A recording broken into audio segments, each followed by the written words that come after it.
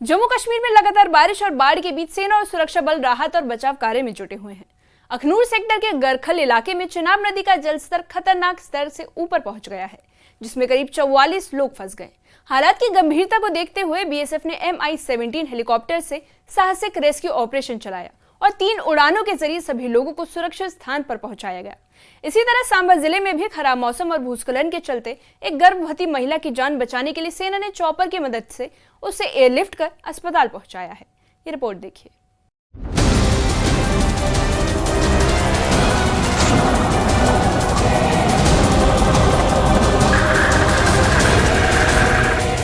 अखनूर के गरखल इलाके में चिनाब नदी का जलस्तर खतरनाक स्तर से ऊपर बह रहा था।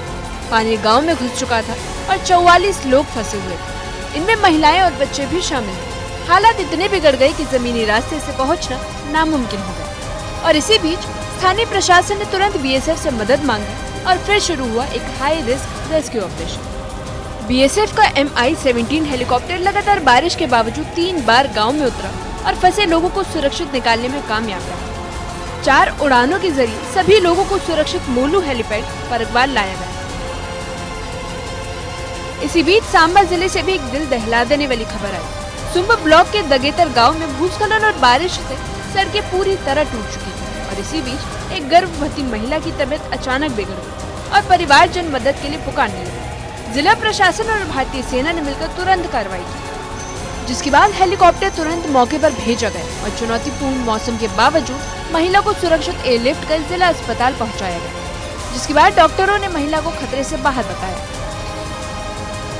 वहीं महिला के परिवार ने सेना और प्रशासन का आभार जताते हुए कहा कि अगर ये मदद समय पर न मिलती तो शायद वे अपनी पत्नी और बच्चे को खो देते। ये ऑपरेशन सिर्फ राहत नहीं बल्कि कठिन हालात में सेना और प्रशासन की संवेदनशीलता का जीता जागता उदाहरण बन गया है।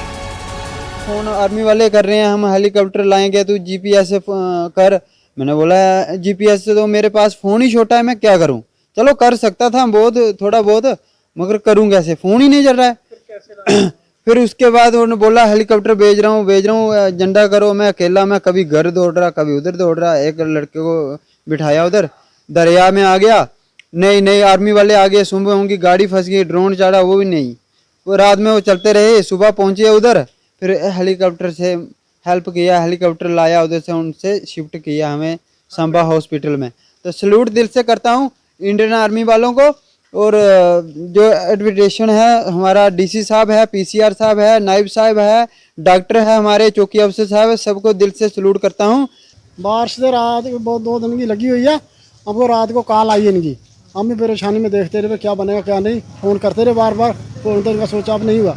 तो बहुत शुक्रिया जिसने ले आया, भी जैसे भी ले आया, हेलीकॉप्टर से ले आया, फौज का बहुत शुक्रिया अदा करते हैं हम।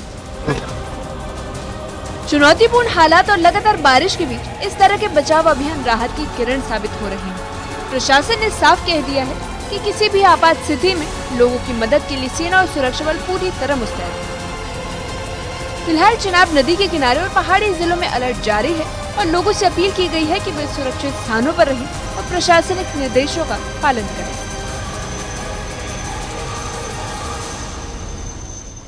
चुनौतीपूर्ण हालात और लगातार बारिश के बीच इस तरह के बचाव अभियान राहत की किरण साबित हो रहे हैं। प्रशासन ने साफ कह दिया है कि किसी भी आपात स्थिति में लोगों की मदद के लिए सेना और सुरक्षा बल पूरी तरह मुस्तैद है। फिलहाल चिनाब किनारे और पहाड़ी जिलों में अलर्ट जारी है और लोगों से अपील की गई है कि वे सुरक्षित स्थानों पर रहें और प्रशासनिक निर्देशों का पालन करें।